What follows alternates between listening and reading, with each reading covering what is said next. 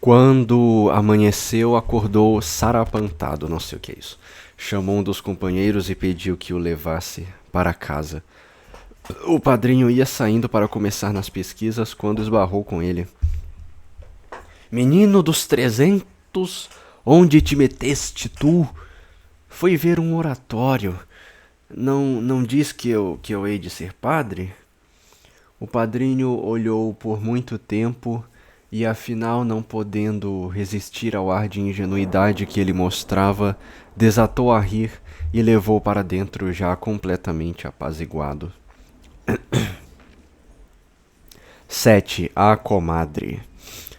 Cumpre-nos agora dizer uma coisa a respeito de uma personagem que representará no correr desta história um importante papel, e que o leitor apenas conhece porque nela tocamos de passagem no primeiro capítulo. É a comadre, a parteira que, como dissemos, servira de madrinha ao nosso memorando. Era a comadre uma mulher baixa, excessivamente gorda, bonachona, ingênua ou tola até um certo ponto, e finória até outro. Vivia do ofício de parteira que adotara por curiosidade e benzia de quebranto. Todos a conheciam por muita beata e pela mais desabrida papa-missas da cidade. Era a folhinha mais exata de todas as festas religiosas que aqui se faziam. Sabia de cor os dias em que se dizia missa em tal ou tal igreja, como a hora e até o nome do padre. Era pontual à ladainha, ao terço, à novena, ao septenário. Não lhe escapava via sacra, procissão nem sermão. Trazia o tempo habilmente distribuído e as horas combinadas, de maneira que nunca lhe aconteceu chegar à igreja e achar já a missa no altar. De, de madrugada... De madrugada começava pela missa da Lapa, apenas acabava, ia a das 8 na Sé, e daí saindo pilhava ainda a das 9 em Santo Antônio. O seu traje habitual era como o de todas as mulheres da sua condição e esfera, uma saia de lila preta que se vestia sobre um vestido qualquer, um lenço branco muito teso e engomado ao pescoço, outro na cabeça, um rosário pendurado no cós da saia, um raminho de arruda atrás da orelha, tudo isto coberto por uma clássica mantilha, junto à renda da qual se pregava uma pequena figa de ouro ou de osso. Nos dias dúplices, em vez de lenço à cabeça, o cabelo era penteado e seguro por um enorme pente cravejado de crisólitas. Este uso da mantilha era um arremedo do uso espanhol, porém a mantilha espanhola, temos ouvido dizer, é uma coisa poética que reveste as mulheres de um certo mistério e que lhes realça a beleza. A mantilha das nossas mulheres não, era a coisa mais prosaica que se pode imaginar, especialmente quando as que traziam eram baixas e gordas como a comadre.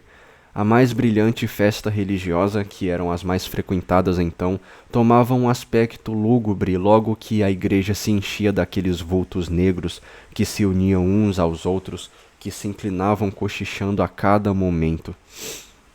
Mas a mantilha era o traje mais conveniente aos costumes da época. Sendo as ações dos outros o principal cuidado de quase todos, era muito necessário ver sem ser visto. A mantilha para as mulheres estava na razão das rótulas para as casas. Era um observatório da vida alheia. Muito agitada e cheia de acidentes era a vida que levava a comadre de parteira, beata e curandeira de quebranto. Não tinha por isso muito tempo de fazer visitas e procurar os conhecidos e amigos. Assim não procurava o Leonardo muitas vezes. Havia muito tempo que não sabia notícia dele, nem da Maria, nem do afilhado, quando um dia na Sé ouviu entre duas beatas de mantilha a seguinte conversa. É o que lhe digo, a Saloiazinha era da pele do tinhoso e parecia uma santinha. E o Leonardo, o que lhe fez? Ora, desancou-a de murros. E foi o que fez com que ela abalasse mais depressa com o capitão, pois olhe, não teve razão. O Leonardo é um rapagão, ganhava boas patacas e tratava dela como de uma senhora. Pois é. E o filho? que assim mesmo pequeno era um malcriadão. O padrinho tomou conta dele, quer-lhe um bem extraordinário. Está maluco, coitado do homem, diz que o menino há de por força ser padre. Mas qual padre se ele é um endiabrado? Nesta ocasião levantava-se a Deus, e as duas beatas interromperam a conversa para bater nos peitos. Por quê? Era uma delas a vizinha do compadre que prognosticava mau fim ao menino, e com ele prometera fazer uma estralada. A outra, que era uma das que tinham estado na função do batizado. A comadre apenas ouviu isso, foi procurar o compadre. Não se pense, porém, que a levara a isso outro interesse que não fosse a curiosidade. Queria saber o caso com todos os menores detalhes. Isso lhe dava longa matéria para a conversa na igreja, e para entreter as parturientes que se confiavam aos seus cuidados, entrou pela loja do barbeiro e apenas o avistou foi-lhe dizendo: Então, com que tal a comadre pregou-nos... Com que a tal comadre pregou-nos o mono? Veja o que são doidices fazer aquilo ao Leonardo, um homem que não é mal arranjado, filho do reino. Apertaram-lhe as saudades da terra, disse o compadre com um sorriso maligno. Apertada se veja ela entre as unhas do tinhoso. Olhem que joiazinha! E você, mestre, ficou com a carga às costas? Carga? Não. Eu quero-lhe bem. Ele é sossegadinho. Começou então um interrogatório minucioso acerca do que tinha sucedido em casa do Leonardo, e os dois, compadre e comadre, desabafaram a seu gosto. Depois o compadre narrou, mesmo sem ser interrogado, todas as gentilezas do afilhado e contou suas intenções a respeito dele. A comadre não concordou com eles, o que nada agradou ao compadre. Não via o menino com jeito para padre, achava melhor metê-lo na Conceição e aprender um ofício. O compadre, porém, persistiu em seus intentos, que tinha muita esperança de ver realizados. Afinal, a comadre retirou-se. Pelo caminho foi repetindo o que acabara de saber, a quanto conhecido encontrou, sem escrupulizar muito em acrescentar mais uma ou outra circunstância com que carregava as cores do quadro. Entretanto, o compadre aplicava-se a trabalhar na realização de seus intentos e começou por ensinar o ABC ao menino. Porém, por primeira contrariedade, este empacou no F e nada o fazia passar adiante. A comadre continuou a aparecer daí em diante por um motivo que mais tarde se saberá. Por agora, vamos continuar a contar o que era feito do Leonardo. 8. O Pátio dos Bichos. Ainda hoje existe no saguão do Paço Imperial, que no tempo em que se passou esta nossa história se chamava Palácio del Rei, uma saleta ou quarto que os gaiatos e o povo com eles denominavam o Pátio dos Bichos. Este apelido lhe fora dado em consequência do fim para que ele então servia. Passavam ali todos os dias do ano três ou quatro oficiais superiores, velhos, incapazes para a guerra e inúteis na paz, que o rei tinha a seu serviço, não sabemos se com mais alguma vantagem de soldo, ou se só com mais a honra de serem empregados no real serviço. Bem poucas vezes havia ocasião de serem eles chamados por ordem real para qualquer coisa, e todo o tempo passavam em santo ócio, ora mudos e silenciosos, ora conversando sobre as coisas do seu tempo e censurando as do que com razão já não supunham seu, porque nenhum deles era menor de 60 anos. Às vezes acontecia adormecerem todos ao mesmo tempo, e então, com a ressonância de suas respirações passando pelos narizes atabacados, entoavam um quarteto, pedaço impagável que os oficiais e soldados que estavam de guarda, criados e mais pessoas que passavam, vinham apreciar à porta. Eram os pobres homens muitas vezes vítimas de caçoadas que naquele tempo de poucas preocupações era o objeto de estudo de muita gente. Às vezes, qualquer que os pilhava dormindo chegava à porta e gritava: Senhor Tenente-Coronel, o rei procura por Vossa Senhoria. Qualquer deles acordava espantado, tomava o chapéu armado, punha o talim, acontecendo às vezes com a pressa ficar o chapéu torto ou a espada do lado direito. E lá corria a ter com el rei. As vossas ordens, real senhor, dizia ainda bocejando. O rei, que percebia o negócio, desatava a rir e o mandava embora. Quando chegava o pobre homem abaixo, ia cada um dos que por ali se achavam indagar, o mais seriamente que era possível, qual tinha sido o objeto do chamado del rei. Faziam-lhes destas e outras, mas daí a pouco deixavam-se eles enganar de novo.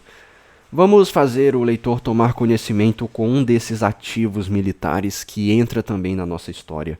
Era velho como seus companheiros, porém, de certo por ele, não é que tinha vindo ao quarto o apelido que lhe davam. Suas feições quebradas pela idade tinham ainda certa regularidade de contorno que bem devotava que seu tempo de rapaz não fora a respeito de beleza mal favorecido. De seus cabelos que o tempo levara restavam apenas, orlando-lhe as têmporas e a nuca, alguns anéis crespos e prateados.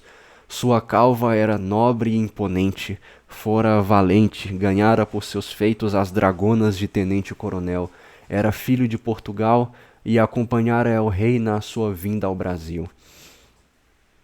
Estas qualidades, porém, não lhe serviam de salvaguarda e sofria como os outros as caçoadas dos gaiatos. Assim, um dia que uma mulher de mantilha o foi procurar e se pôs com ele a conversar por algum tempo em particular, passavam uns e outros e escarravam junto da porta ou deixavam escapar uma ou outra chalaça análoga. Amores velhos nunca se esquecem, dizia um. Bravo, gosto do bom gosto, dizia o outro. A mulher de mantilha é nossa conhecida porque nem mais nem menos é a comadre. E o negócio que aí a levou também nos interessa, pois que se trata da soltura do pobre Leonardo. Ouça, portanto, o leitor a conversa dos dois. Senhor Tenente-Coronel, disse a comadre ao chegar, venho me valer de Vossa Senhoria, meu compadre Leonardo está na cadeia. O Leonardo? Mas então por quê? Ora, maluquices. Cara, eu nunca mais vou ler Ora. Os caras falam muito Ora. Chega! Sempre que tiver a porcaria de um Ora, eu vou pular. Não vou mais ler Ora. Eu me sinto um idiota lendo isso daqui. Maluquices. E chegando-se ao ouvido do velho, contou-lhe a comadre baixinho a causa da prisão do Leonardo.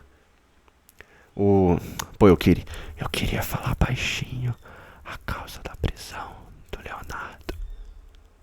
Aí o velho desatou a rir. Bem empregado, disse. Agora eu queria que Vossa Senhoria fizesse o favor de falar por ele ao senhor Major Vidigal, que foi quem o prendeu. Coitado do homem. É uma vergonha. Mas também ele não se emenda. E prosseguindo, a comadre contou muito em segredo, como já o tinha feito a todos os seus conhecidos, toda a história dos infelizes amores do Leonardo com a Maria, todas as diabruras do menino que ela deixara e de que o padrinho tomara conta. Passou depois a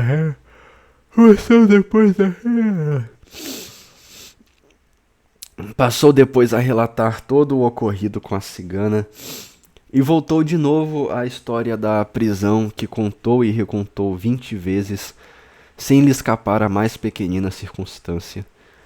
No fim tornou a fazer o seu pedido, a que o velho prometeu satisfazer, e então saiu ela recebendo no saguão muitos cumprimentos e sorrisos maliciosos. Na porta por onde saiu estava encostado um cadete que lhe disse: estimo que fosse feliz. No dia do batizado não se esqueça da gente. A renego, foi a única resposta que ela deu, e passou. Como o velho tenente-coronel conhecia a comadre e o Leonardo e porque se interessava por ele, o leitor saberá mais para adiante. Esse conhecimento era antigo e o Leonardo apenas se achou na cadeia, lembrou-se da proteção que o velho podia prestar em semelhante aperto.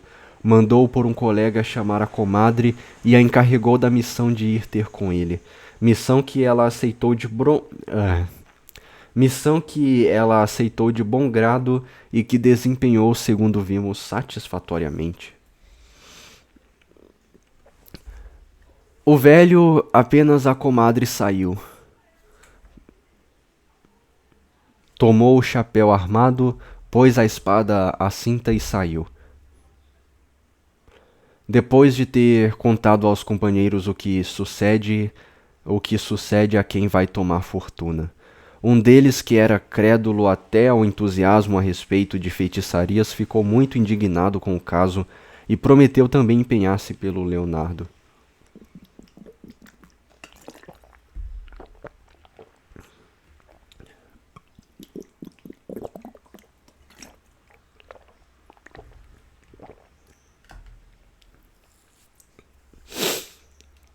Já vê, pois, o leitor que o negócio não estava mal parado, e em breve saberá o resultado de tudo isto.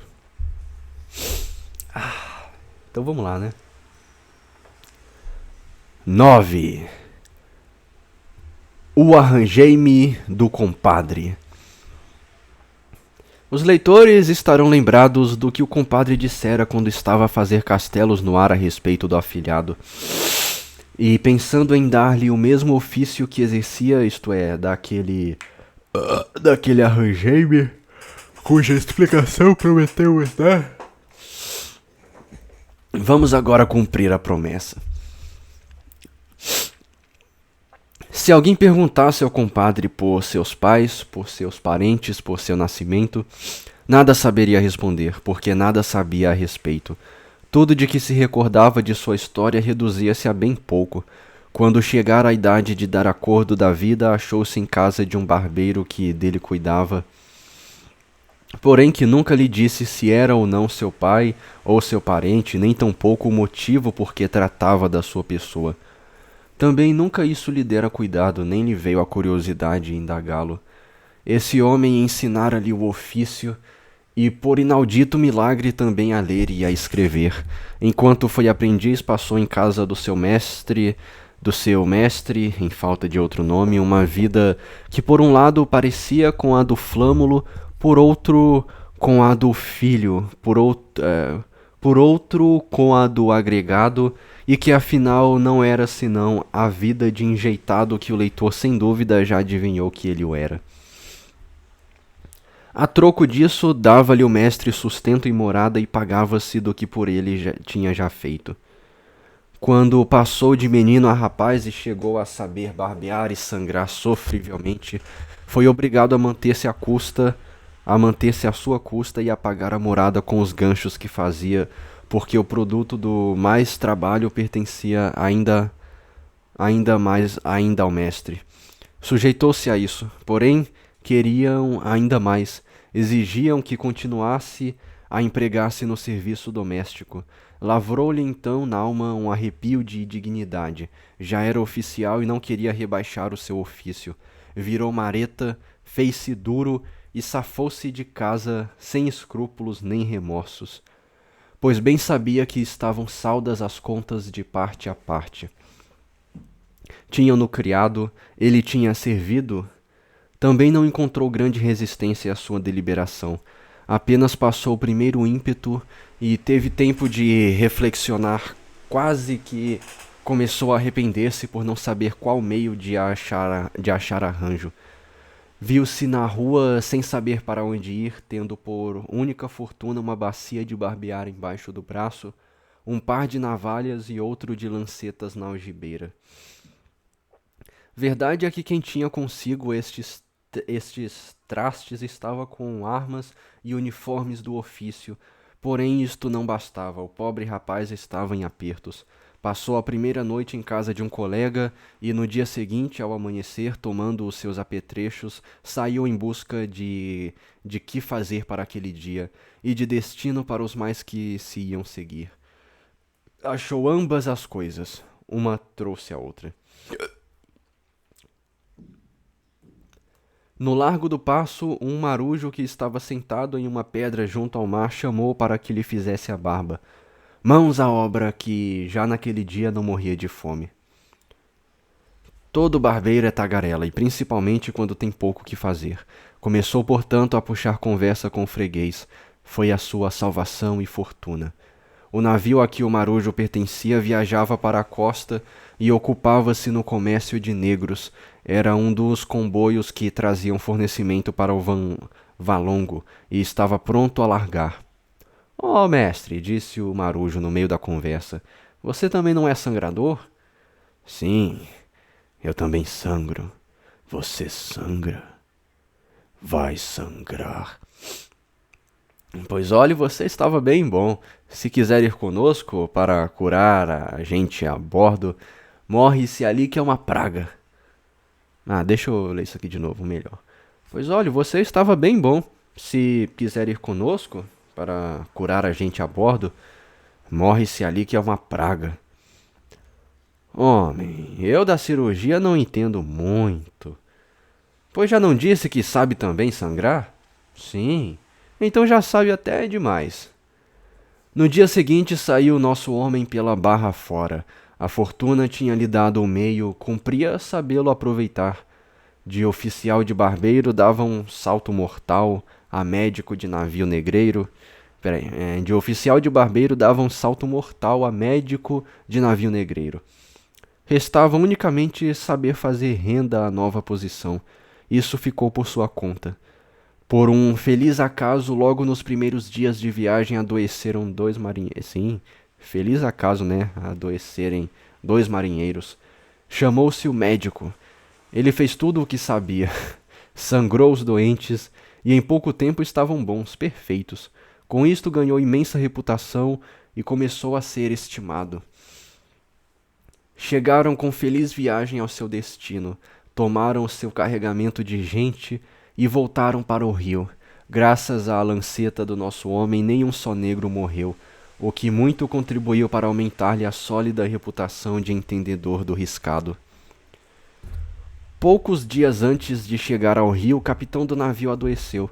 A princípio, nem ele, nem alguém teve a menor dúvida de que ficaria bom logo depois da primeira sangria. Porém, repentinamente o negócio complicou-se, e nem com a terceira e quarta se pôde conseguir coisa alguma. No fim do quarto dia convenceram-se todos e o próprio doente capitão de que estava chegada a sua hora. Nem por isso, porém, inculparam o nosso homem. Ali não havia sangria que o salve, diziam. Chegou a sua vez de dar a costa. Há de ir. O capitão teve de fazer suas últimas disposições e, como dissemos, tendo o médico granjeado grande amizade e confiança, foi escolhido para desempenhá-las. O capitão chamou-o à parte e em segredo lhe fez entrega de uma cinta de couro e uma caixa de palpejadas, de um bom par de doblas em ouro e prata, pedindo que fielmente as fosse entregar apenas chegasse à terra a uma filha sua cuja morada lhe indicou. Além deste dinheiro, encarregou também de receber a soldada daquela viagem e lhe dar ao mesmo destino. Eram estas as suas únicas e últimas vontades que o encarregava de cumprir, declarando-lhe que lá do outro mundo o espiaria para ver como cuidava disso. Poucas horas depois expirou. Desse dia em diante, nenhum só doente escapou mais, porque o médico já não sangrava tanto, andava preocupado, distraído, e assim levou até chegar à terra. Apenas saltou, declarou que não se tinha dado bem e que não embarcaria mais. Quanto às ordens do capitão, histórias. Quem é que lhe havia de vir tomar conta disso? Ninguém viu o que se passou, de nada se sabia. Os únicos que podiam ter desconfiado e fazer alguma coisa eram os marinheiros, porém estes partiram em breve de novo para a costa. O compadre decidiu-se a instituir-se herdeiro do capitão e assim o fez. Eis aqui como se explica o arranjei-me e como se explicam muitos outros que vão aí pelo mundo. Mano, o capitão foi confiar na única pessoa que tinha, né? Ferrou a filha dele. 10. Explicações. O velho tenente-coronel, apesar de virtuoso e bom, não deixava de ter na consciência um sofrível par de pecados. Disse que se chamam da carne e que não hão de ser levados em conta, não de hoje, que a idade o tornara inofensivo, porém do tempo da sua mocidade o resultado de um deles fora um filho que deixara em Lisboa, fruto de um derradeiro amor que tivera aos 36 anos. Por castigo em nada havia ele saído ao pai, e nem os conselhos, nem os cuidados e nem o exemplo deste puderam encaminhá-lo por boa vereda. Aos 20 anos, tendo sentado praça, era um cadete desordeiro, jogador e o mais insubordinado do seu regimento. Bastantes vergonhas custara ao pobre pai, que, cuidadoso, procurava sempre por todos os meios encobrir-lhe os defeitos e remediar as gentilezas que fazia, já pagando por ele dívidas de jogo, já atabafando-lhe as desordens e curando com ouro as brechas que ele fazia na cabeça de seus adversários. Houve, porém, uma que as circunstâncias e mesmo a natureza do caso não permitiram que tivesse remédio. Poucos dias antes de desembarcar para o Brasil em companhia del-rei, estando o infeliz pai em preparativos de viagem, viu entrar-lhe pela porta adentro uma mulher velha, baixa, gorda, vermelha, vestida segundo o costume das mulheres da baixa classe do país, com uma saia de ganga azul por cima de um vestido de chita, um lenço branco dobrado triangularmente posto sobre a cabeça e preso embaixo do queixo, e uns grossos sapatões nos pés. Parecia presa de grande agitação e de raiva. Seus olhos pequenos e azuis faiscavam de dentro das órbitas afundadas pela idade. Suas faces estavam rubras e reluzentes. Seus lábios franzinos e franzidos apertavam-se violentamente um contra o outro, como prendendo uma torrente de injúrias e tornando mais sensível ainda seu queixo pontudo e um ponto revirado. Apenas se achou ela em frente do capitão, era este o posto que tinha nesse tempo o velho, foi-se chegando para ele com ar resoluto e enfurecido. O capitão recuou instintivamente um passo. Ah, senhor capitão, disse ela por fim, pondo as mãos nas cadeiras, chegando a boca muito perto do rosto dele e abanando raivosa a cabeça. Olha que isto assim não vai direito. Fazer-me andar a cabeça à roda, põe-me os miolos a ferver, e eu estouro, já viu? Mas o que há então, mulher? Eu não lhe conheço. Não quero cá saber de nada. Já lhe disse que isto não vai bem, e eu estouro. Mas por quê? O que é que tem? É preciso que você diga. Não tenho nada a dizer. Estouro. Já lhe disse, senhor capitão. Pois estoure com 300 diabos, mas ao menos diga pelo que é que estoura. Não tenho nada a dizer, já lhe disse. Isto põe a cabeça da gente como uma cebola podre. Não tem lugar nenhum. Ir-me por lá com ares de santarrão comprar frutas. Quem, mulher de Deus? Você não se explicará? Qual explicar? Nem meio explicar. Pois então, por cercar a gente uma... Pois então, por cercar a gente uma mulher velha que já perdeu os achegos ao mundo, e ela uma pobre rapariga tola e bisbilhoteira com vontade de saber de tudo, vir-me cá me pregar o mono na bochecha, e a ela em lugar ainda mais melindroso. Mas quem é que pregou menos a você? Quem é que pregou menos a você, mais a ela? E quem é ela? Faz-se de novo! Continuou a mulher, exasperando-se, pois o senhor capitão já não tinha consentido no casamento. Que casamento? Com quem? Mano, esse trecho aqui tá bem ruim, viu? Ai, ai, ai, ai, ai. Que caminhando a cabeça com uma nora solta. Pois o senhor capitão não sabe que tem um filho? Sim, sei, respondeu este, começando a descobrir o mistério. E não sabe que ele é um pedaço de uma mariola? A isto o capitão podia, porém, não se animou a responder afirmativamente e perguntou somente: E que mais? E não sabe também que eu tenho uma filha que trouxe do lumiar, a Mariazinha?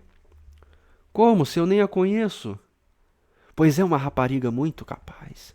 E o diabo do tal cadete do seu filho andou por lá a entender com ela muito tempo. Namoro para cá, namoro para lá, presentes daqui, promessas da colar e, afinal de contas, brás. E então, o que lhe parece? O capitão foi às nuvens. Até lhe prometeu casamento, dizendo que o senhor capitão consentia. Eu bem sei que ela também teve a sua culpa, mas eu desculpo isso, porque também já fui rapariga e sei que quando começa cá o diabo no corpo, adeus. Mas isto põe a gente tonta porque... Enfim, a rapariga podia vir a fazer fortuna. O capitão tinha compreendido tudo, e por mais algumas explicações que se seguiram, viu-se reduzido ao maior aperto. Desta vez, a diabrura do rapaz era irremediável. A mulher tinha toda a razão. Porém, casar seu filho com a filha de uma colareja, isto não poderia ser. Além de que, nada tinha que deixar ao filho, e só com um soldo de cadete não poderia sustentar mulher e casa, restando além disso a dúvida se ele estaria ou não pelos autos. Despediu a velha, não sem lhe prometer que providenciaria sobre o caso. Olhe, veja lá, disse ela ao sair. Se o negócio não se arranja, eu estouro. O pobre homem ficou nos apuros, foi ter com a ofendida e procurou, oferecendo-lhe alguma coisa para seu dote, obter que ela se calasse e que desistisse de suas pretensões. Esta quis a princípio recusar, porém a mãe aconselhou-a que aceitasse, sem dúvida com medo de estourar. Deste modo ficou o caso um pouco remediado, posto que a consciência do capitão, que era de homem de honra, não ficara de modo algum satisfeita. O tempo, porém, não dava lugar a mais. Era chegado o momento de acompanhar ao el-rei, e ele partiu deixando o filho recomendado a quantos amigos tinha.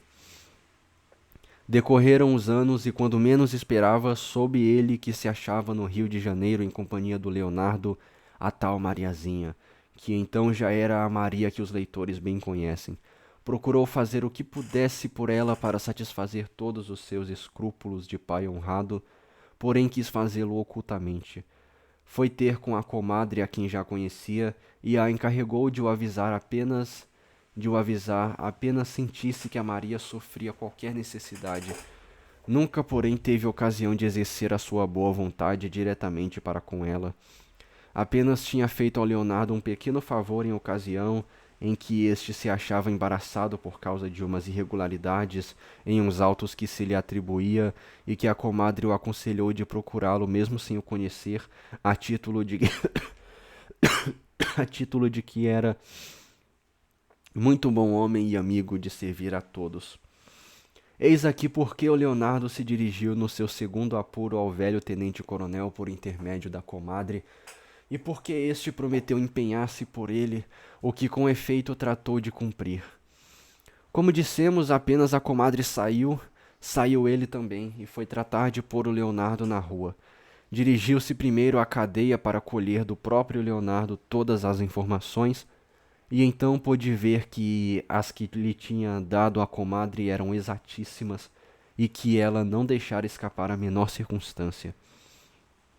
O Leonardo repetiu e confessou tudo o que ele já sabia, corrido de embaraço e de vergonha, e ao despedir-se do velho e ao despedir-se o velho: Senhor tenente-coronel, disse-lhe ele, Vossa Senhoria já me livrou de uma que não era culpa minha. Livre-me desta também. Olhe que está comprometida a minha honra. O Leonardo esquecia-se da teoria da Maria. A honra não, respondeu o velho. O que está comprometido é o seu juízo. Hão de dizer, e eu sou o primeiro, que você está doido. Fugi de uma salóia e fui cair numa cigana. Tem razão. O velho saiu sorrindo-se. Daí dirigiu-se à casa de um seu amigo, fidalgo de valimento, para dele obter a soltura do Leonardo. Morava ele em uma das ruas mais estreitas da cidade, em um sobrado de sacada de rótulas de pau com pequenos postigos que se abriam às furtadelas, sem que ninguém de fora pudesse ver quem a eles chegava. A poeira amontoada nos cordões da rótula e as paredes encardidas pelo tempo davam à casa um aspecto triste no exterior, quando, ao interior, andava pelo mesmo conseguinte. A sala era pequena e baixa, a mobília que a guarnecia era toda de jacarandá e feita no gosto antigo. Todas as peças eram enormes e pesadas. As cadeiras e o canapé, de pés arcados e espaldares altíssimos, tinham os assentos de couro que era a moda da transição entre o estofo e a paul, paulinha. Quem quiser ter ideia exata destes móveis, procure no consistório de alguma irmandade antiga onde temos visto alguns deles. As paredes eram ornadas por uma dúzia de quadros ou antes de caixas de vidro que deixavam ver o seu interior, paisagens e flores feitas de conchinhas de todas as cores, que não eram totalmente feios, porém que não tinham de certo o subido valor que se lhes dava naquele tempo. À direita da sala havia sobre uma mesa um enorme oratório no mesmo gosto da mobília. Havia finalmente em um canto uma palma benta, destas que se distribuem no domingo de Ramos, e se o leitor agora supuser tudo isto coberto por uma densa camada de poeira, terá a ideia perfeita do lugar em que foi recebido o velho tenente-coronel, que era pouco mais ou menos semelhante em todas as casas ricas de então, e por isso nos demoramos em descrevê-lo. Mano, quando tem descrição, eu não presto atenção em nada, cara. Então eu odeio descrições porque minha atenção vai embora. Sem se fazer esperar muito, apareceu o dono da casa. Era um homem já velho e de cara um pouco ingrata. Vinha de tamanco sem meias, em mangas de camisa, com um capote de lã xadrez sobre os ombros, caixa de rapé, é sério, rapé, e lenço encarnado na mão. Rapé? Em poucas palavras, o velho expôs-lhe o caso e lhe pediu que fosse falar ao el-rei em favor de Leonardo. A princípio, opôs ele algumas dúvidas, dizendo: Homem, pois eu hei de ir ao palácio por causa de um meirinho, el-rei há de rir-se do meu afilhado. Afinal, porém, teve de ceder a instâncias da amizade e prometeu tudo. O velho saiu satisfeito e foi levar a nova ao Leonardo, que pulou de contente. Poucos dias depois chegou a ordem de soltura e ele foi posto na rua. Acreditara que tinha acabado de passar pelo pior dos suplícios, porém insuportáveis torturas começaram para ele no dia em que saiu da cadeia. A mofa, o escárnio, o riso dos companheiros seguiu por muitos dias, incessante e martirizador. 11. Progresso e atraso. Dadas as explicações do capítulo precedente, voltemos ao nosso memorando, de quem por um pouco nos esquecemos. Apressamo-nos a dar ao leitor uma boa notícia. O menino desempacara do F e já se achava no P, onde por uma infelicidade empacou de novo. O padrinho anda contentíssimo com este progresso, e vê-lo clarear-se o horizonte de suas esperanças. Declara positivamente que nunca viu menino de melhor memória do que o afilhado, e cada lição cada lição que este dá sabida de 4 em 4 dias, pelo menos, e para ele um triunfo. Não entendi, é para ele um triunfo, tá? Há, porém, uma coisa que o entristece no meio de tudo. O menino tem para a reza e, em geral, para tudo quanto diz respeito à religião, uma aversão decidida. Não é... Mano, cadê o acento? Não é capaz de fazer o pelo sinal da esquerda para a direita. Caramba, cadê a vírgula? Falo sempre da direita para a esquerda. Falo, né? Falo. E não foi possível ao padrinho, apesar de toda a paciência e boa vontade, fazê-lo repetir de cor sem errar ao menos metade do Padre Nosso. Em vez de dizer venha a nós o vosso reino, diz venha a nus, né? Cadê o acento? o pão nosso. Ir à missa ou ao sermão. Cadê o acento? Tá, eu vou parar de falar cadê o acento, velho. Mas assim, é para ele o maior de todos os suplícitos. Aqui tem, né? Isto faz com que o padrinho desespere às vezes, e até chegue a concordar com a comadre em que o menino não tem jeito para clérigo. Porém são nuvens passageiras. Sempre há isto ou aquilo que faz renascer todas as esperanças, e o homem caminha animado na sua obra.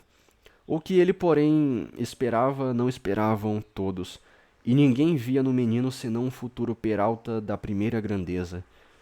Quem mais contava com isso era a vizinha do barbeiro, aquela a quem ele chamava o agouro do pequeno. Era a tal vizinha uma dessas mulheres em que se chamam de faca e calhau, valentona, presunçosa e que se gabava de não ter papas na língua. Era viúva e importunava a todo mundo com as virtudes do seu defunto. Serrazina e amiga de contrariar, não perdia a ocasião de desmentir o vizinho em suas esperanças a respeito do afilhado, declarando que não lhe via jeito para coisa nenhuma, que não queria para coisa que lhe pertencesse o fim que ele havia de ter, e que quando ele crescesse o melhor remédio era dar-lhe com os ossos a bordo de um navio ou pôr-lhe o côvado em meio às costas. O barbeiro desesperava com isso. Por muito tempo conseguiu conter-se, porém um dia não pôde mais, e disparatou com a sujeita. Chegando por acaso à porta da loja, a vizinha que estava à janela disse-lhe em tom de zombaria: Então, vizinho, como vai o seu reverendo? Um velho que morava defronte e que também se achava à janela desatou a rir com a pergunta. O compadre foi às nuvens. De novo isso de foi às nuvens, que significa isso? Avermelhou-se-lhe a calva, franziu a testa, porém fez que não tinha ouvido. A vizinhança pôs-se também a rir, percebendo o cavaco, e acrescentou: Padre amigo do fado, o fado sensato? Tem que ver. Quando vai ele outra vez à casa dos ciganos? O velho defronte redobrou a risada. A vizinha continuou: Então ele já encarrilha o Padre Nosso? O compadre exasperou-se completamente e, estudando uma injúria bem grande para responder, disse afinal: Já, já, senhora intrometida com a vida alheia, já sabe o Padre Nosso, e eu faço rezar todas as noites um pelo seu defunto marido que está a esta hora dando coices no inferno. Hein? O que é que você diz, senhor Raspa-Barbas? Você mete terceiros na conversa? Disse a vizinha, encrespando-se. Olhe que esse de quem você fala nunca foi sangrador, nem viveu de aparas de cabelos. Não se meta comigo que hei de lhe dizer das últimas e pôr-lhe os podres na rua, coices no inferno, ó. Dar-se, um santo homem, coices no inferno. Pois agora saiba porque eu cá não tenho papas na língua, que o tal seu afilhado das dúzias é um pedaço de malcriadão muito grande, que há de desonrar as barbas de quem o criou, e não tem que ver porque ele é de má raça, já ouviu? Não se meta comigo. E você, respondeu o compadre, enquanto a vizinhança tomava fôlego, porque se mete com o que não é da sua repartição? Ela prosseguiu: Hei de me meter, não é da sua conta, nem venha cá dar regras, que eu não preciso de você.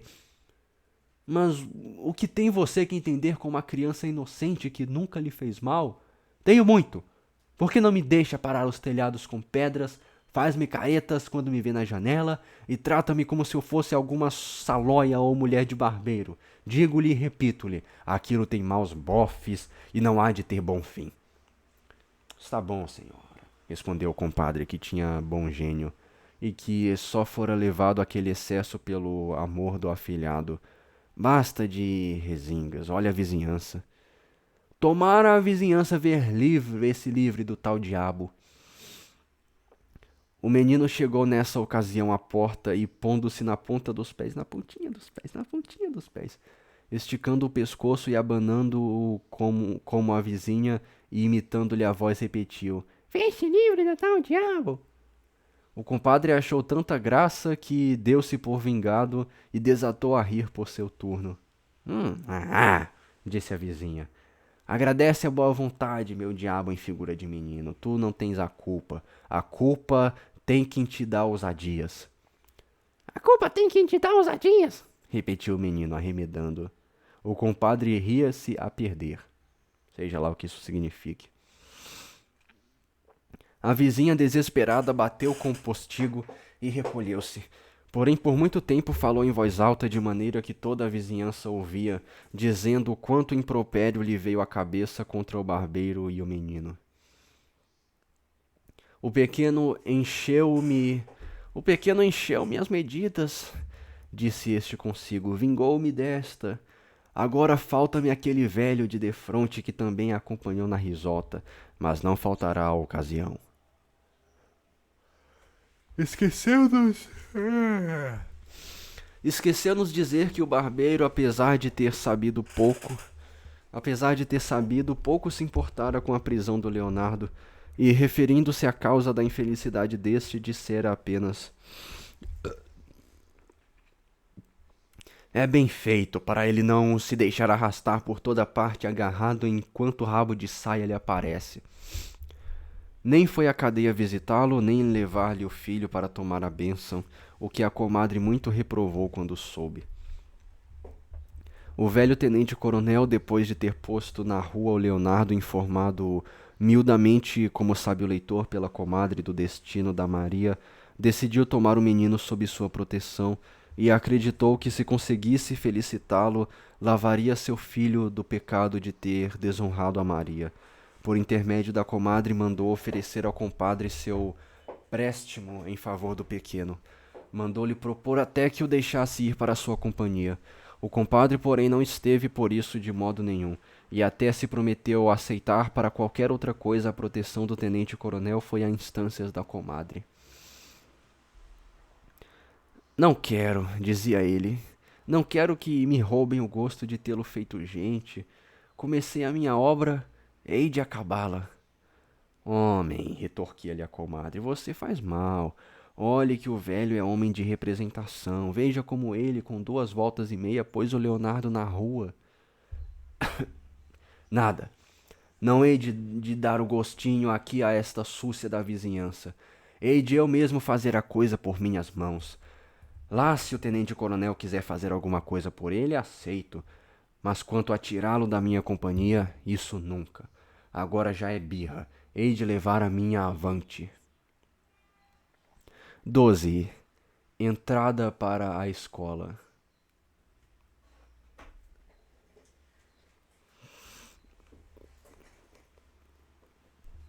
É mister agora passar em silêncio sobre alguns anos da vida do nosso memorando para não cansar o leitor repetindo a história de 1000 travessuras do menino do gênero das que já se conhecem.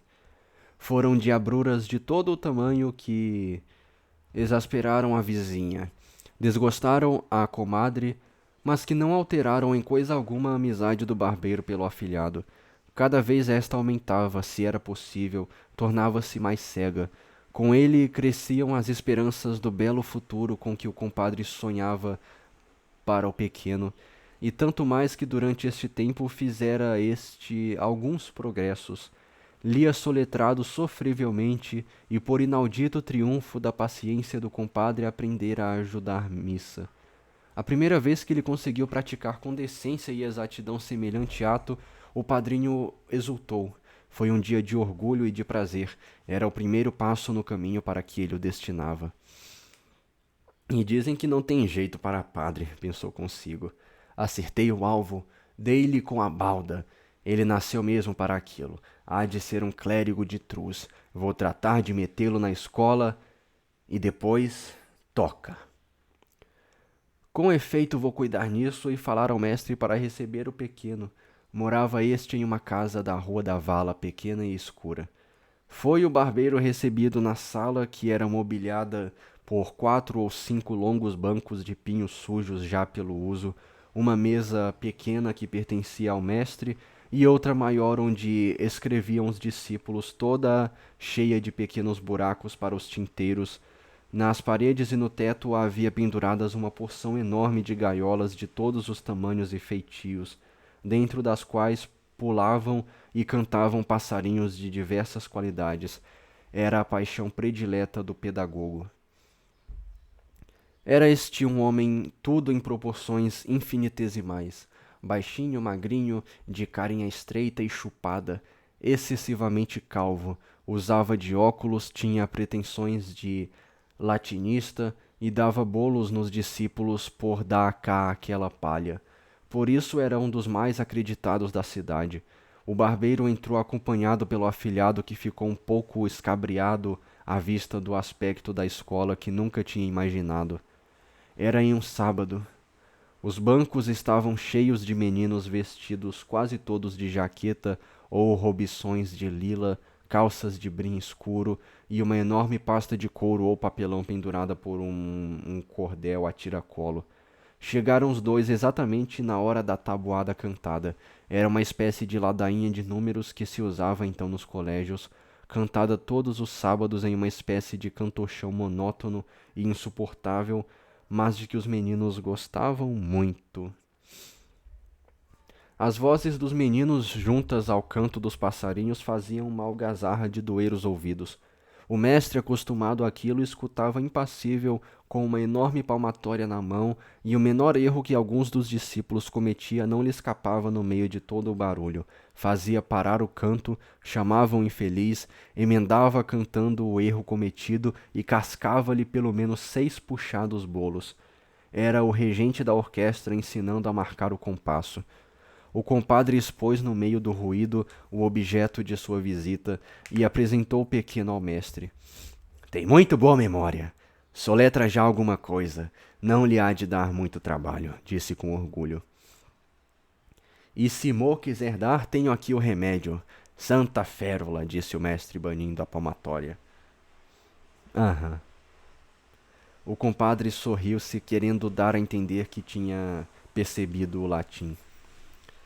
É verdade. Faz santos até as feras, disse traduzindo. O mestre sorriu-se da tradução. Mas espero que não há de ser necessária, acrescentou o compadre. O menino percebeu que tudo isto queria dizer e mostrou não gostar muito. Segunda-feira cá vem e peço-lhe que não o poupe, disse por fim o compadre, despedindo-se. Procurou pelo menino e já o via na porta da rua prestes a sair, pois que ali não se julgava muito bem. Então, menino, sai sem tomar a bênção do mestre? O menino voltou constrangido, tomou de longe a bênção e saíram então. Na segunda-feira voltou o menino armado com a sua competente pasta a tiracolo, a sua lousa de escrever e o seu tinteiro de chifre. O padrinho o acompanhou até a porta. Logo nesse dia portou-se de tal maneira que o mestre não se pôde dispensar de lhe dar 4 bolos, o que lhe fez perder toda a folia com que entrara. Declarou desde esse instante guerra viva à escola. Ao meio-dia veio o padrinho buscá-lo e a primeira notícia que ele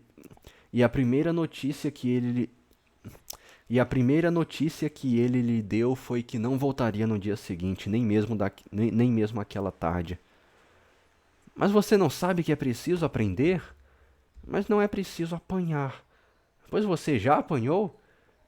Não foi nada, não, senhor.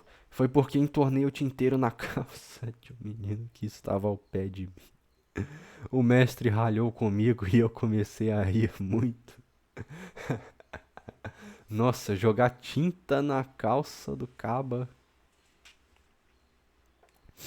Pois você vai se rir quando o mestre ralha?